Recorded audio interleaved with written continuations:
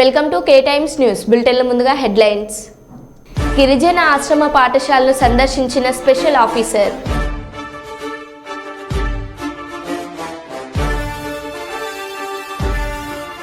అక్రమ కేసులు పెట్టి నన్ను ఏపీ పోలీసులు అనేక విధాలుగా వేధించారు. సినీ నటి జేత్వాని.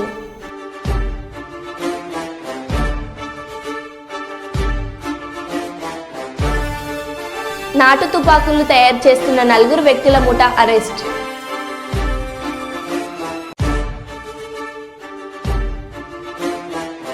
హైదరాబాద్లో మరోసారి హైడ్రా కూల్చివేతలు.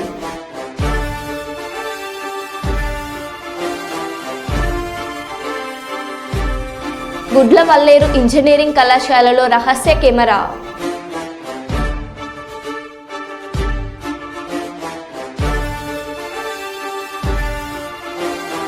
ఇక వివరాల్లోకి వెళ్తే, లేడీస్ టాయిలెట్స్లో రహస్య కెమెరా గుర్తించిన విద్యార్థినులు.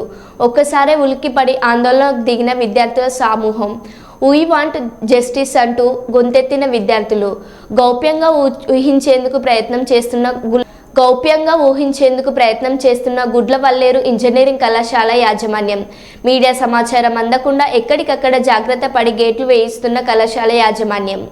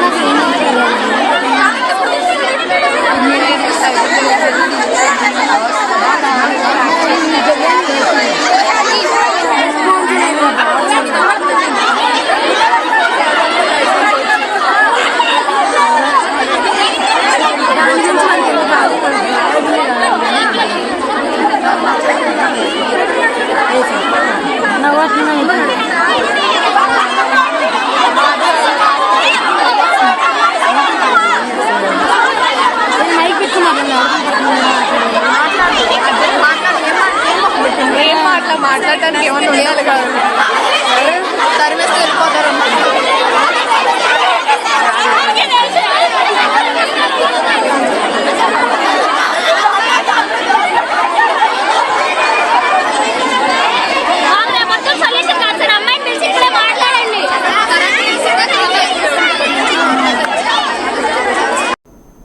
కవితకి బెయిల్ రావడంపై కూడా రాజకీయం చేస్తున్నారు. ఒకడు బీజేపీ బీఆర్ఎస్ ఒకటని, ఒకడు కాంగ్రెస్ బీఆర్ఎస్ ఒకటని మాట్లాడడం సరైనది కాదు అని కూనంనేని సాంబశివరావు కొత్తగూడెం ఎమ్మెల్యే సిపిఐ రాష్ట్ర కార్యదర్శి అన్నారు. ఇప్పుడు కవితమ్మ విడుదల వచ్చింది, దీన్ని కూడా రాజకీయం చేస్తున్నారు. కవిత తప్పు చేసిందో ఒప్పు చేసిందో that is to be decided in the courts. పొలిటికల్గా కలర్ ఇవ్వాలంటే నీకు కేసీఆర్ మీద ఫైట్ చేసుకోండి, కేటీఆర్ మీద ఫైట్ చేసుకోండి. అవునన్నా కాదన్నా ఒక ఆడపిల్ల అమ్మాయి సరే తప్పు జరిగితే let courts decide. Already court has given a verdict releasing her on bail. దానికి సంబంధించి బీజేపీ బీఆర్ఎస్లు కలిసిపోతున్నాయని ఒకడు అంటాడు, ఒకడేమో కాంగ్రెస్ బీఆర్ఎస్ఏ కలిసిపోతుందని ఒకడు అంటాడు.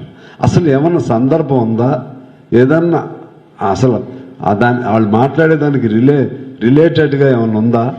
రాజకీయాల కోసం మాట్లాడటం వలన అది కరెక్ట్ కాదు. రామగుండం కమిషనరేట్ పరిధిలో అనధికారిక వాహనాలకు ప్రెస్, ఆర్మీ, పోలీస్, ఇతర స్టిక్కర్లను ఉన్న నెంబర్ ప్లేట్స్ సరిగా లేని వాహనాలపై స్పెషల్ డ్రైవ్.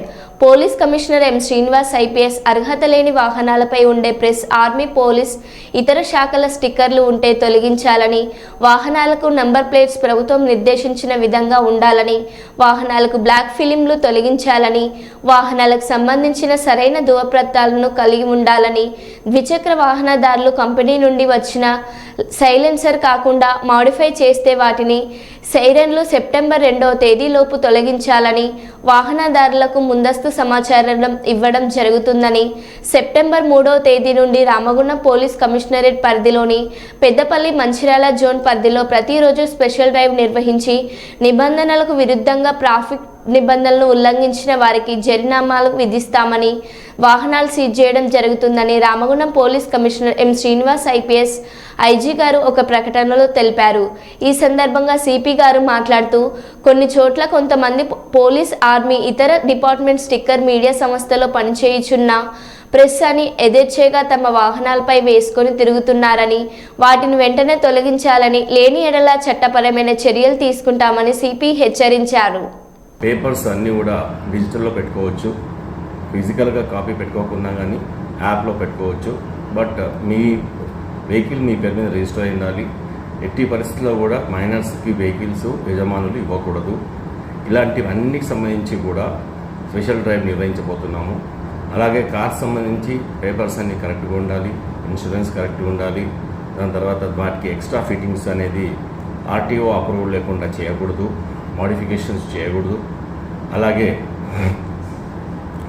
వీటికి సంబంధించి ఫిల్మ్ పెట్టుకోవడం అనేది 70% ఫిల్మ్ ట్రాన్స్పరెంట్గా ఉండాలి, మొత్తం డార్క్గా చేయకూడదు. ఇలాంటివన్నీ కమిషనరేట్లో మేము ఎన్ఫోర్స్ చేయబోతున్నాము. అందులో భాగంగా ఈ 3rd వరకు ప్రజలందరికీ విజ్ఞప్తి చేస్తుంది ఏంటంటే, మీరేమైనా సైలెన్సర్లు మాడిఫై చేయడము, ఫర్ ఎగ్జాంపుల్, తర్వాత కంప్లీట్గా వేరే వేరే డెకరేషన్స్ చేసుకోవడము, తర్వాత పోలీస్ కాకుండా పోలీస్ అని రాసుకోవడము, ప్రెస్ కాకుండా ప్రెస్ అని రాసుకోవడము, ప్రెస్ అయినా పోలీస్, ప్రెస్ అని రాసుకోకూడదు. ఎవరి బండ్ల మీద ఇట్లాంటివన్నీ లోగోస్ పెట్టుకోకూడదు. సో ఇలాంటివన్నీ చేయకుండా ఉండడానికి మీకు అందరికీ ఈ 3వ తారీఖు వరకు టైం ఇస్తున్నాము. మీరే త్వరగా ముందుగా చూసుకొని మీ యొక్క vehicle as per RTA norms ప్రకారం ఉందా లేదా తెలుసుకొని దాన్ని మీరందరూ ఒకవేళ ఎక్స్ట్రా ఫిట్టింగ్స్ కానీ, సైలెన్సర్లు, సౌండ్ ఇచ్చే సౌండ్లెస్ సైలెన్సర్ కానీ, నంబర్ ప్లేటు ట్యాంపర్ అయితే కానీ అవన్నీ మీరు రెక్టిఫై చేసుకోగలరని మా యొక్క మనవి. 3వ తారీఖు నుంచి ఎన్ఫోర్స్ చేసేటప్పుడు ఇవన్నీ ఏ తప్పులైనా ఉంటే బండి సీజ్ చేయబడుతుంది. బండి లైసెన్స్ని ఎవరైతే నడుపుతున్నారో వారు ఎవరైతే బండి లైసెన్స్ తన పేరు మీద ఉందో వాళ్ళ యొక్క లైసెన్స్ క్యాన్సిల్ చేయబడుతుంది. అలాగే ట్రంక్ అండ్ డ్రైవ్ కూడా మేము కంటిన్యూస్గా చేస్తున్నాము. హైదరాబాద్ రామ్నగర్లోని మనెమ్మ బస్తీలో హైడ్రా బుల్డోజర్లు అడుగుపెట్టాయి. నాలాను ఆక్రమించి నిర్మించిన కట్టడాలను అధికారులు కూల్చివేస్తున్నారు. 2 రోజుల క్రితం ఈ ప్రాంతాన్ని హైడ్రా కమిషనర్ రంగనాథ్ పరిశీలించారు. ఆక్రమణలపై నివేదిక సమర్పించాలని జీహెచ్ఎంసీ రెవెన్యూ అధికారులను ఆదేశించారు. అక్రమ కట్టడాలని తేలడంతో ఇవాళ ఉదయం కూల్చివేతలు మొదలయ్యాయి.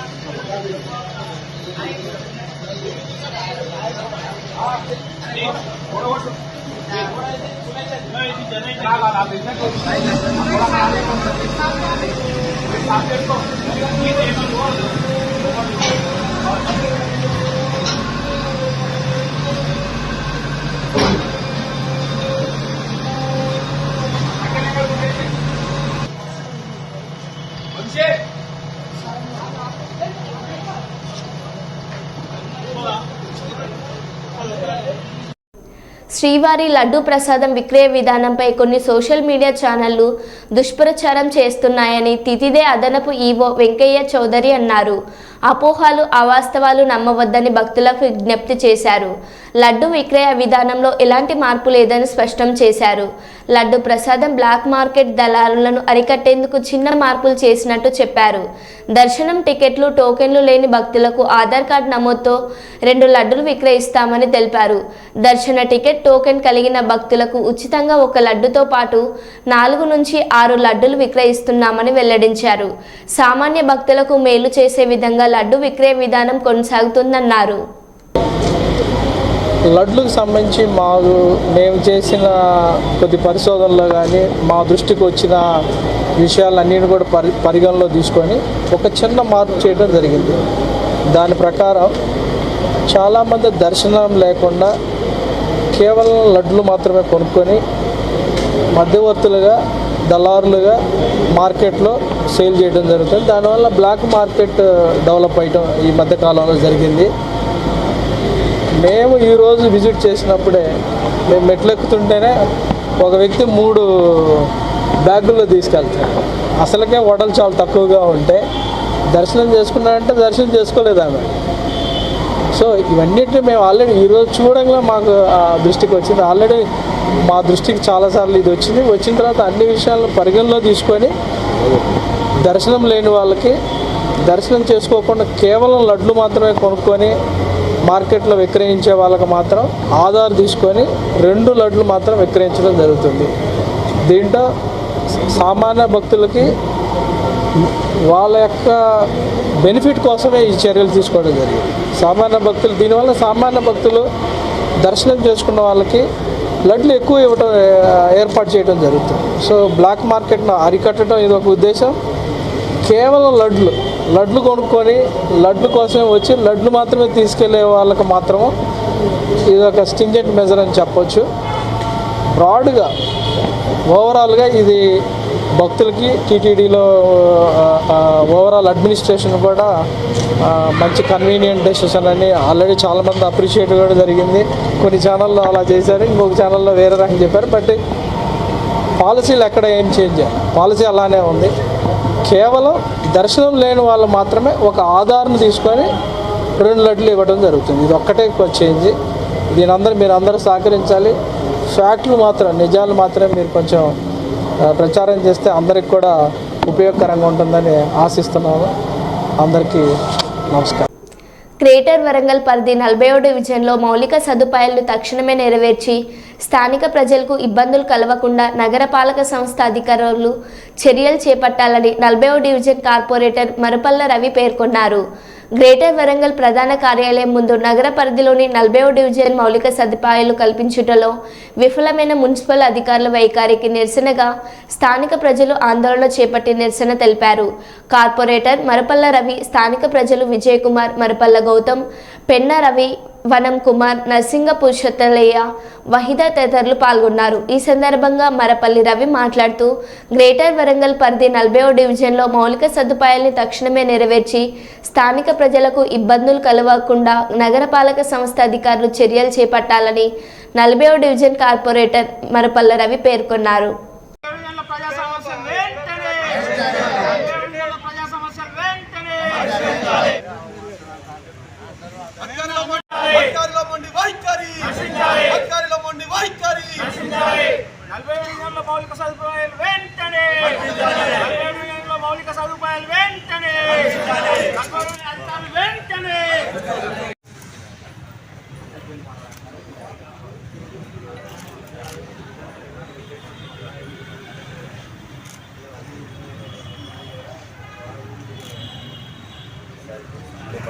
జరుగుతున్నటువంటి సందర్భంగా తెలియజేస్తున్నా. ఇలా మౌలిక సదుపాయాలను కల్పించడంలో ఇలా మహానగర పాలక సంస్థ యంత్రాంగం, పాలకులు, అధికారులు వైఫల్యం చెందిందని కూడా ఈ సందర్భంగా తెలియజేస్తున్నాం. ఎన్నో మార్లు చెప్పినాం. సమస్యలు శ్మశాన వాటికలు ఘోరంగా ఉన్నాయి, రోడ్డు ఘోరంగా ఉన్నాయి. ఇవాళ స్తంభాలు లేవు, లైట్ వెలుగుతలేవు, చీకటి మయం ఉన్నాయి, బూతులలో బడతాన్లు రోడ్ బయట ఉన్నాయి, వాటర్ ఉంది, పైప్ లైన్ చెప్పినా కూడా ఇంతవరకు పట్టించుకోలేదు. ఇలా 40 డివిజన్లు అంటే వాళ్ళు కొంచెం చిన్న చూపు చూస్తున్నారు. దానికే ప్రజలు స్వచ్ఛందంగా ముందుకొచ్చి ధర్నా కార్యక్రమం చేపట్టడం జరిగిన సందర్భం చెప్తా. డివిజన్లో అనేక కోతులు ఉన్నాయి, కుక్కలు ఉన్నాయి. కుక్కలు 20-15 గుంపులుగా తిరిగి సంచరిస్తాయి. మరి వాటిని చూసి ప్రజలు ఒంటరిగా వెళ్ళలేని పరిస్థితి, అనేక సమస్యలతో కొట్టుముట్టాడుతున్నాయి. ఈ వారం రోజుల్లో కనుక ఈ సమస్యల మీద ఇచ్చే వినతి పత్రాన్ని కనుక పరిష్కరించినట్టయితే పెద్ద ఎత్తున కార్యరూపం సాధిస్తాం. మంచినీరు మా డివిజన్లో 3 ట్యాంకులు ఒకే ప్రాంతాల్లో ఉంటాయి. చుట్టుపక్కల ప్రాంతాల ప్రజలకు నీళ్ళు అది ఎప్పుడు వచ్చేదో ఏమంటే అర్థం కాదు. వచ్చిన 3 నీళ్ళు ఇలా అంటువ్యాధులు వస్తాయి, విపరీతంగా ఉన్నాయి. ఎటువంటి స్పందన లేని ప్రభుత్వం మరి పాలకవర్గం మరి వెంటనే చర్య తీసుకోకుంటే వారం రోజుల కరీంబాద్ ఆఫీసును ముట్టడిస్తాను కూడా ఈ సందర్భంగానే పెండింగ్ పనులు ఉన్నాయి. కాంట్రాక్టర్లు మధ్యాహ్నం వదిలేసినారు. ఇలా పరిస్థితిలో బాధ్యత ఉన్నది. ఆ బాధ్యతను కనుక మార్కింగ్ ఇస్తే ఆ ముట్టు నీళ్లు బయటకు వెళ్ళే అవకాశం ఉండే.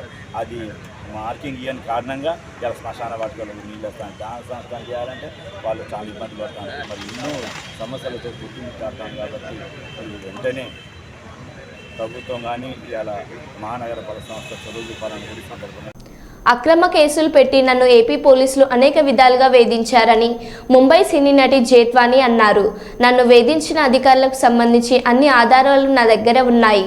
నా దగ్గర ఉన్న ఆధారాలన్నిటినీ ఆంధ్రప్రదేశ్ ప్రభుత్వానికి అందిస్తాను. మరికొద్ది సేపట్లో ఇక్కడి నుండి విజయవాడకు బయలుదేరి వెళ్తున్నాను. నా కుటుంబ సభ్యులను అనేక రకాలుగా ఇబ్బందులకు గురి చేశారు. ఇప్పుడు ఏపీ ప్రభుత్వం నాకు సపోర్ట్ చేస్తుందని భావిస్తున్నాను. సోషల్ మీడియాలో కొందరు నాపై తప్పుడు ప్రచారాలు చేస్తున్నారు. డబ్బుల కోసం మాట్లాడుతున్నారని నా వ్యక్తిత్వాన్ని హననం చేస్తూ మాట్లాడుతున్నారు. నాకు జరిగిన అన్యాయంపై విచారణ జరిపి న్యాయం చేయాల్సిందిగా కోరుతున్నాను. ఏపీ ప్రభుత్వంపై నాకు పూర్తి నమ్మకం ఉంది అన్నారు. सरकार के इन्वेस्टिगेशन प्रोसेस और सब पे पूरा भरोसा है. So I believe justice will be served. Right. Jafri ji, आपने बहुत सारे मुसीबतें आपने झेला है. आपने सबसे ज़्यादा किन लोगों से आपको वहाँ पे दिक्कतें आ रही थी? जैसे कि आपके परिवार के ऊपर भी इल्ज़ाम लग रहा है कि आप उनके खिलाफ भी वहाँ की पुलिस ने कार्रवाई की है. सर आगे चलिए. चलो सर, चले गए. My people obviously I want safety for them.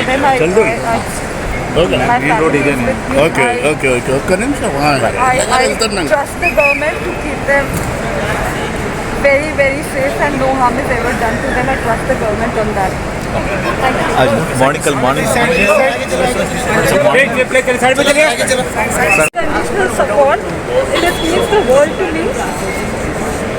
All I want to say right now is so many powerful men have abused their position, power, authority, legal prowess, contact with the sole motive of benefiting monetarily from unlawfully and wrongfully character assassinating me. I have full faith in God and the government of Andhra Pradesh and the government of India at large that they will not let innocents suffer like this. I thank you all for your से क्या आपको लगता है कि अब आंध्र प्रदेश आप जाने वाले हैं? क्या उनकी सरकार से आपको उम्मीद है कि आपके साथ इंसाफ हो? I have full faith. I have faith in my innocence and I'm sure that the government is going to help that come out and will punish the culprits severely so that they cannot repeat this with anybody else, any vulnerable woman otherwise. नहीं, आपके अफसरों ने बहुत सारे अफसरों का आपने नाम लिया है. वो इसमें आपने दोस्ती कैसी की थी? किस तरह से आपको हटा देखिए आंध्र प्रदेश की सरकार कह रही है कि हम आपके साथ हैं. ये सरकार का कहना है. अब సుల్తానాబాద్ లయన్స్ క్లబ్ ఆధ్వర్యంలో మున్సిపల్ పరిధిలోని స్థానిక సుగ్లంపల్లి సెయింట్ మేరీస్ పాఠశాలలో జాతీయ క్రీడా దినోత్సవాన్ని పురస్కరించుకొని మేజర్ ధ్యాన్ చంద్ చిత్రపటానికి పూలమాలలు వేసి ఘనంగా నిర్వహించారు. అనంతరం వ్యాయామ ఉపాధ్యాయులకు జ్ఞాపికలను అందజేసి శాల్వాలతో సత్కరించారు.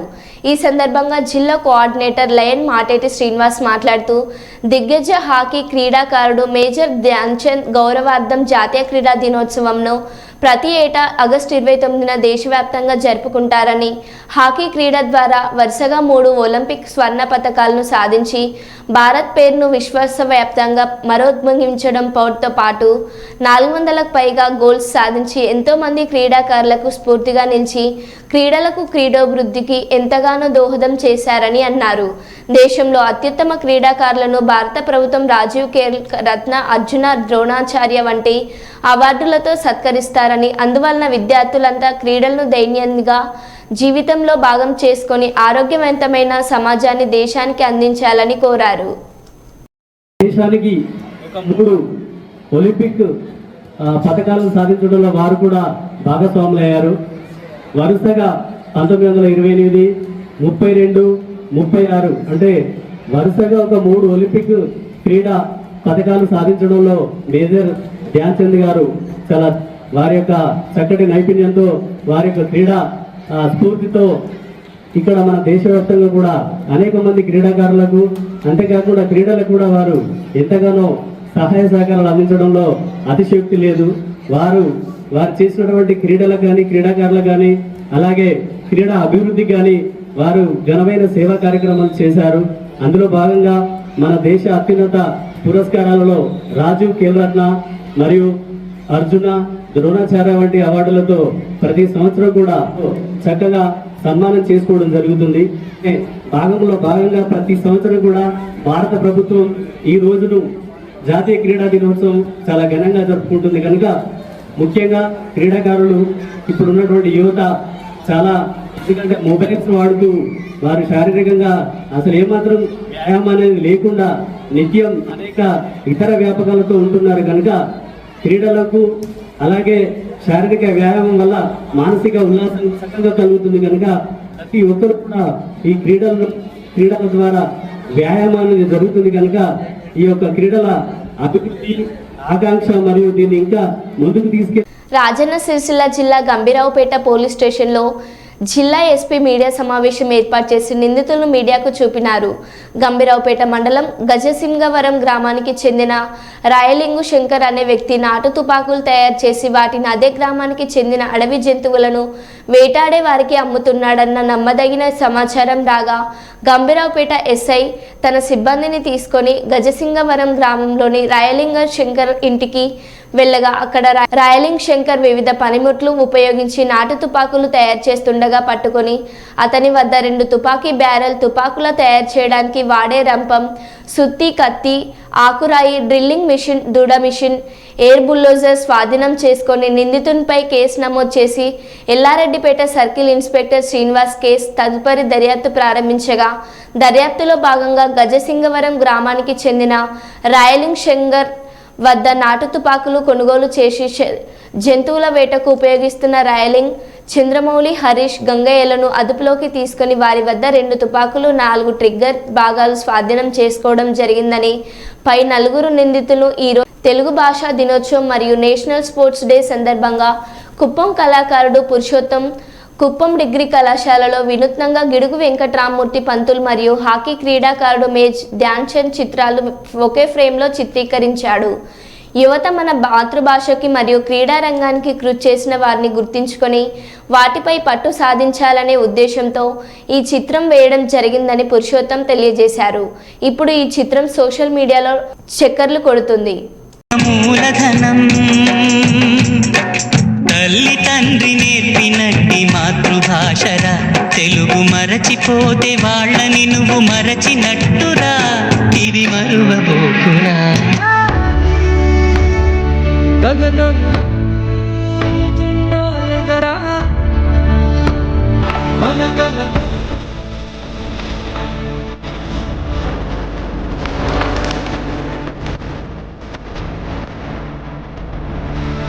ఫైటింగ్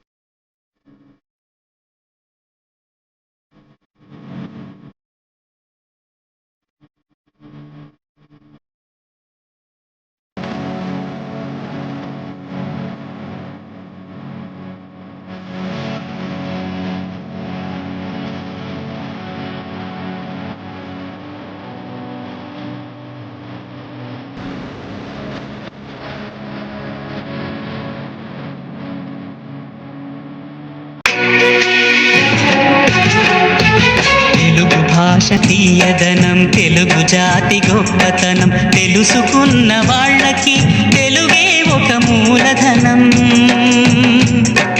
తల్లి తండ్రి నేర్పినట్టి మాతృభాషరా, తెలుగు మరచిపోతే వాళ్ళని నువ్వు మరచినట్టురా.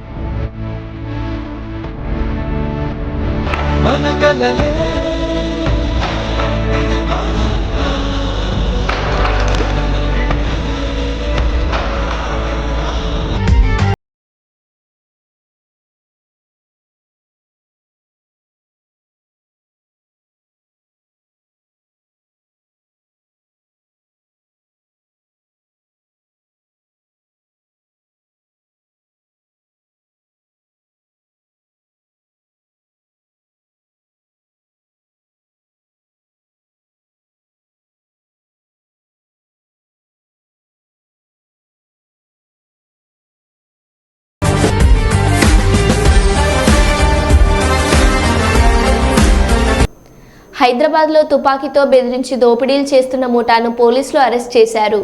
హైదరాబాద్ ఉప్పరపల్లిలో బైక్లపై వెళ్తున్న వారిని తుపాకీతో బెదిరించి దోచుకుంటున్న బిహారీ ముఠాను రాజేంద్రనగర్ పోలీసులు శుక్రవారం అదుపులోకి తీసుకున్నారు. పూర్తి సమాచారం తెలియాల్సి ఉంది. राजेंद्र नगर जोन में राजेंद्र नगर पुलिस आज एक रॉबरी गैंग को पकड़े. वो लोगों अभी तक 2 केसेस में इन्वॉल्व हुए. वो लोगों पूरा बिहार से आए. 2 साल पहले यहाँ आके काटेदान में रह रहे फैमिली के साथ और रिश्तेदारों को बुला लिए थे. यहाँ एक डिलीवरी बॉय जब और एक दूसरा फैक्ट्री में काम करते थे. बिहार जाके 8,000 में एक कंट्री मेड फायर आर्म लाके उसमें एक टूटा भी है. उसको लाके 2 ऑफेंसेस अभी तक करे. एक ऑफेंस में एक सिंगल आदमी मोटरसाइकिल पे जाने के टाइम पे एक पान शॉप के पास वो लोगों आके खरीदने के टाइम पे మరో బులెటిన్లో మళ్ళీ కలుద్దాం. Stay tune.